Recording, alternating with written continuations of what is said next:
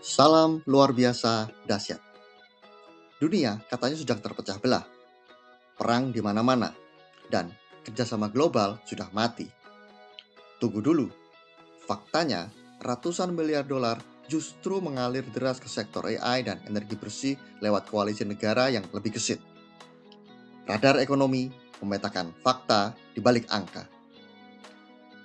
Halo sahabat semua, selamat datang kembali di channel ini. Banyak orang saat ini merasa panik jika kita melihat berita yang terlihat hanyalah konflik negara, pemutusan hubungan dagang, dan blokade ekonomi. Berdasarkan asumsi umum, kerjasama global sepertinya sudah mati, dan kita sedang menuju kehancuran ekonomi. Materi kita hari ini menunjukkan bahwa kerjasama global sebenarnya sama sekali tidak mati, melainkan sedang berevolusi secara cepat menjadi kelompok-kelompok kecil yang lebih gesit, sangat pragmatis dan digerakkan oleh kepentingan ekonomi dan teknologi bersama. Laporan Barometer Kerjasama Global 2026 dari World Economic Forum membuktikan bahwa uang triliunan dolar tetap mengalir deras, namun jalurnya saja yang berubah. Pastikan kamu menonton video ini dari awal sampai dengan akhir, karena kita akan membahas dengan spesifik untuk memahami bagaimana kita harus memposisikan diri dan bisnis kita di tahun 2026. Mari kita mulai pembahasannya. Judul pembahasan kita kali ini adalah Barometer Kerjasama Global 2026, Evolusi Menuju Koalisi Cepat. Fokus utamanya adalah tentang menavigasi landscape geopolitik dan ekonomi yang terfragmentasi. Mungkin kamu ketika mendengar kata terfragmentasi akan langsung berpikir bahwa ini adalah hal yang buruk, karena semua negara berjalan sendiri-sendiri.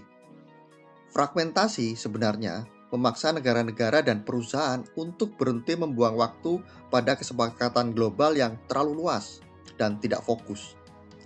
Sebaliknya, mereka sekarang dipaksa untuk membentuk koalisi cepat. Ini berarti kamu tidak memiliki atau kamu memiliki tujuan yang sama dengan pihak lain. Kamu akan langsung bekerja sama tanpa harus menunggu persetujuan seluruh dunia.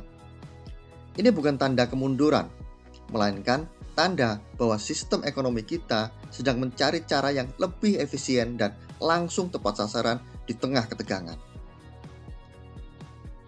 Kita dihadapkan pada realitas yang cukup keras.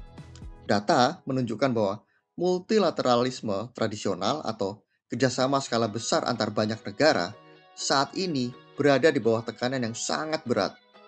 Indeks perdamaian dan keamanan mengalami penurunan yang paling tajam, bahkan jauh di bawah level sebelum pandemi. Laporan ini mencatat rekor jumlah pengungsi mencapai 123 juta orang. Selain itu, 57% eksekutif global secara terbuka menyatakan bahwa kondisi kerjasama saat ini makin memburuk jika dibandingkan dengan tahun 2024.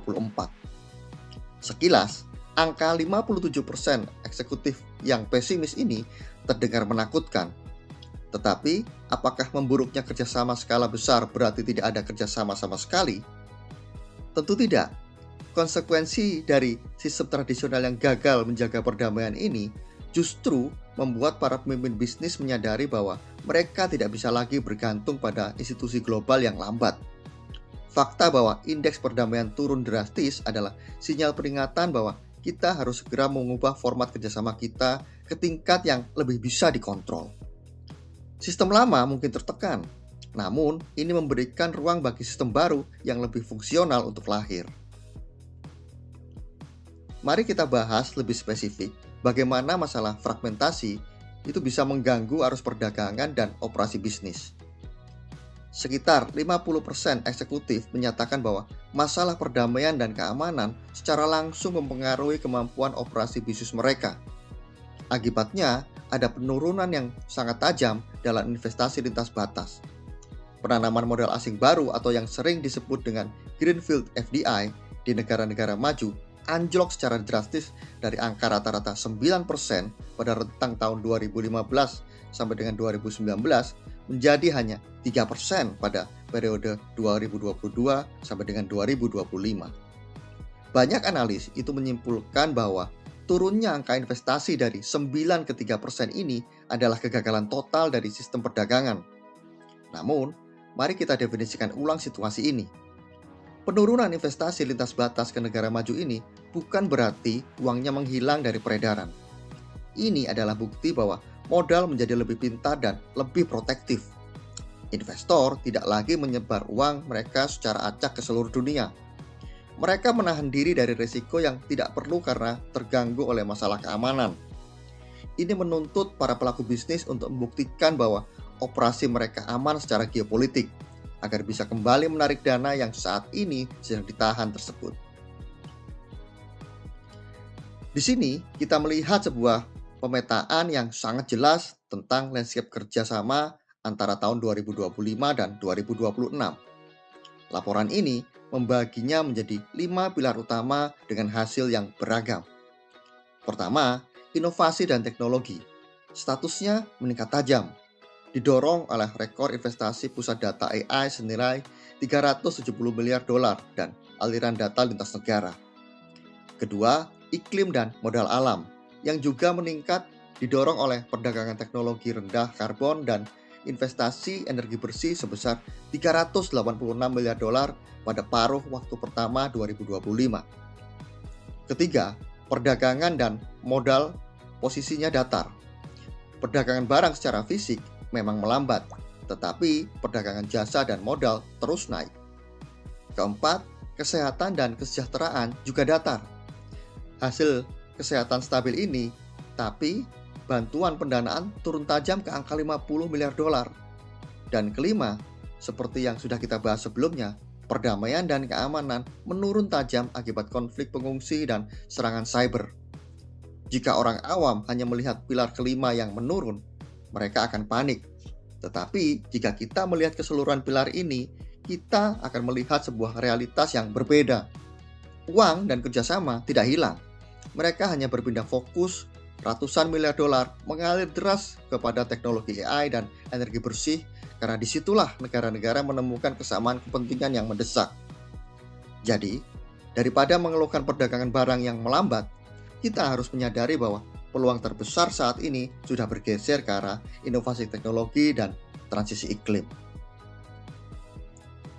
Mari kita perbesar fokus kita pada hal yang positif.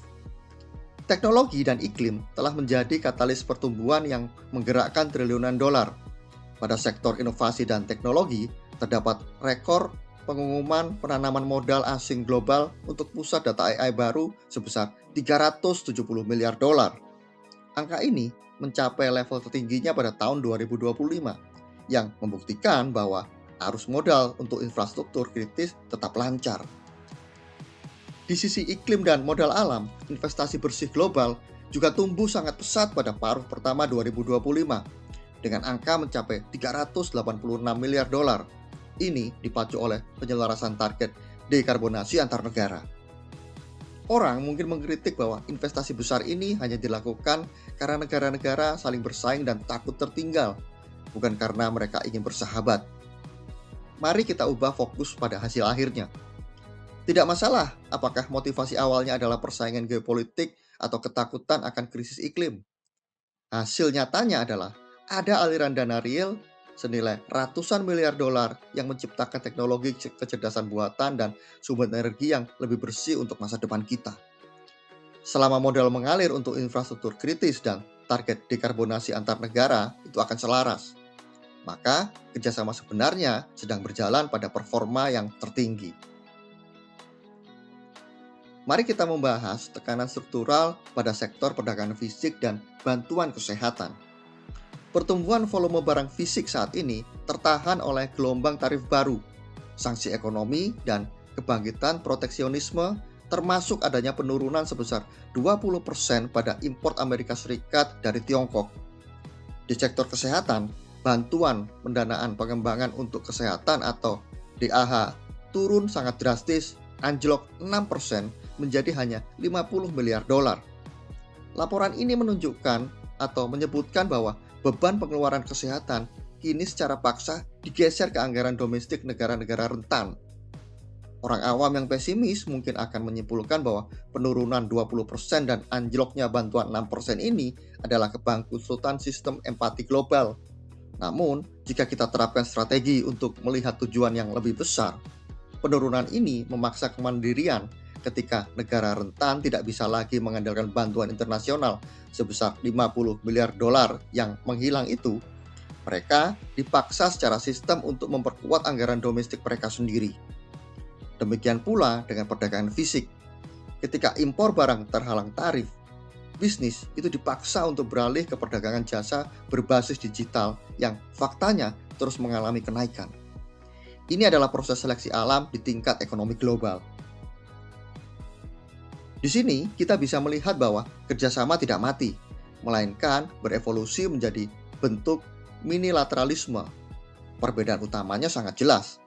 Model lama itu menggunakan institusi multilateral tradisional yang pergerakannya lambat, membutuhkan konsensus atau persetujuan luas dari semua anggota dan saat ini sering terhambat oleh ketegangan geopolitik. Sementara, model baru adalah koalisi cepat dan pragmatis yang gesit dan didorong oleh kepentingan ekonomi, bekerja sama, dan sangat spesifik. Di sini diberikan 3 contoh nyata keberhasilan minilateralisme. Kemitraan FIT di mana 14 negara berkolaborasi dalam investasi dan perdagangan. Kerangka kerja ekonomi digital antar negara ASEAN dan kemitraan AI antara Amerika Serikat, Timur Tengah, dan Asia.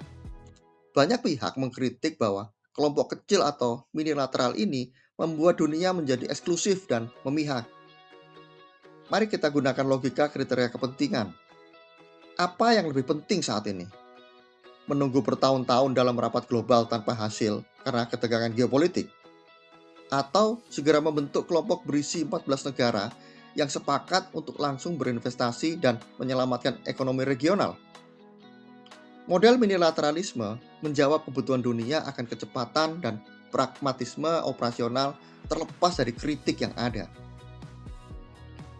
Berdasarkan landscape baru tadi, memberikan rekomendasi strategi pertama bagi para pemimpin bisnis dan pemerintah yaitu sesuaikan format dengan masalah. Pemimpin dituntut untuk bersikap positif dan menggunakan pendekatan minilateral yang gesit. Fokusnya sekarang harus dialihkan pada keselarasan regional atau per sektor industri daripada mengejar kesepakatan global yang pergerakannya sangat lambat. Jika kamu adalah seorang pemimpin bisnis, kamu mungkin berpikir, saya tidak punya kendali atas perjanjian negara. Namun, kita bisa mengaplikasikan prinsip ini pada skala perusahaan kamu sendiri. Jika kesepakatan global terlalu lambat, maka jangan tunggu aturan global berubah. Cari partner bisnis di tingkat yang punya masalah spesifik yang sama dengan kamu. Lalu, selesaikan masalah tersebut bersama-sama dengan cepat. Jangan buang energi kamu pada hal-hal makro yang lambat. Fokuslah pada keselarasan sektoral yang bisa segera dieksekusi. Laporan ini memaparkan strategi yang kedua, perkuat ketahanan organisasi.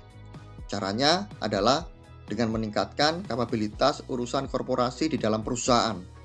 Organisasi harus memiliki tim yang mampu membaca arah perubahan landscape dan mampu terhubung secara langsung dan efektif dengan institusi publik maupun para pemangku kepentingan lainnya. Memiliki tim urusan korporasi mungkin terdengar seperti membuang biaya operasional untuk hal yang tidak memproduksi barang. Namun, mari kita uji pemikiran ini dengan strategi realitas. Bagaimana kamu tahu bisnis kamu akan selamat dari perubahan tarif baru atau aturan sanksi yang tiba-tiba muncul? Kamu hanya bisa selamat jika kamu memiliki kapabilitas untuk membaca arah landscape ekonomi dengan akurat dan memiliki hubungan yang efektif dengan pembuat kebijakan publik. Ini bukan biaya tambahan, melainkan investasi perlindungan dasar agar perusahaan kamu tidak lumpuh di era yang penuh dengan tekanan geopolitik. Strategi yang ketiga adalah keharusan untuk membentuk koalisi publik dan swasta. Laporan ini menyarankan para pemimpin untuk menghubungkan dua kekuatan yang berbeda, memanfaatkan kelincahan atau pergerakan cepat yang dimiliki oleh sektor bisnis, dan gabungkan dengan pandangan jangka panjang yang dimiliki oleh sektor publik atau pemerintah. Tujuannya sangat jelas, yaitu untuk mengamankan rantai pasok dan menjaga keamanan ekonomi. Di beberapa orang atau beberapa sektor swasta, ini sangat anti bekerja sama dengan pemerintah karena dianggap birokratis dan kaku. Tapi pertimbangkan ini, di era mana yang adanya rantai pasok global bisa terputus hanya karena satu konflik di luar negeri, kelincahan bisnis kamu tidak akan berarti apa-apa jika tidak dilindungi oleh keamanan ekonomi jangka panjang dari negara. Kerjasama publik dan swasta ini bukan lagi sebuah formalitas pelengkap. Ini adalah sebuah syarat mutlak untuk memastikan pasokan material bisnis kamu tetap aman. Kita sampai pada bagian akhir. Secara tegas, World Economic Forum menyatakan bahwa di tengah semua tekanan terdapat sistem multilateral konvensional. Kerjasama global itu tidak runtuh. Laporan ini menimbulkan bahwa kesuksesan organisasi maupun negara di masa depan itu sangat bergantung pada kemampuan kita untuk berpartisipasi dalam koalisi minilateral. Kita harus bisa ikut serta dalam kerjasama yang pragmatis, lincah, dan secara spesifik digerakkan oleh kepentingan ekonomi serta inovasi teknologi bersama. Jadi, jika ada pihak yang masih mengeluh runtuhnya tatanan dunia lama, sadarkan mereka bahwa tatanan itu tidak runtuh. Ia hanya berganti bentuk. Mengeluhkan perubahan yang tidak akan menghasilkan uang atau solusi. Kemampuan untuk mengidentifikasi dan bergabung ke dalam kelompok kerja yang lebih gesit dan lebih lincahlah yang akan menentukan kesuksesan kamu di masa depan. Demikian pembahasan lengkap kita hari ini tentang Barometer Kerjasama Global 2026. Dari data-data spesifik tadi, kita bisa menyimpulkan bahwa tantangan saat ini justru menciptakan jalur pendanaan dan kemitraan baru yang lebih fokus dan pragmatis, khususnya di bidang kecerdasan buatan dan ketahanan iklim. Jika kamu merasa bahwa informasi dari analisis laporan tingkat dunia ini bermanfaat untuk karir, pemahaman bisnis, atau pengetahuan pribadi kamu, pastikan untuk menekan tombol like. Ingat, share video ini kepada rekan kerja atau grup bisnis kamu, agar mereka juga siap menghadapi evolusi ekonomi ini. Silakan klik subscribe dan nyalakan lonceng notifikasi agar tidak ketinggalan analisis mendalam dari data-data penting yang lainnya. Silakan tulis pendapat kamu di kolom komentar. Apakah bisnis di daerah kamu sudah mulai merasakan pergeseran ke arah kerjasama kelompok kecil yang lebih cepat? Sahabat semua, rahasia dari perubahan adalah memusatkan seluruh energi kamu, bukan untuk melawan yang lama, tetapi untuk membangun yang baru. Terima kasih sudah menonton sampai dengan akhir. Tetap tangguh dan sampai jumpa di video selanjutnya.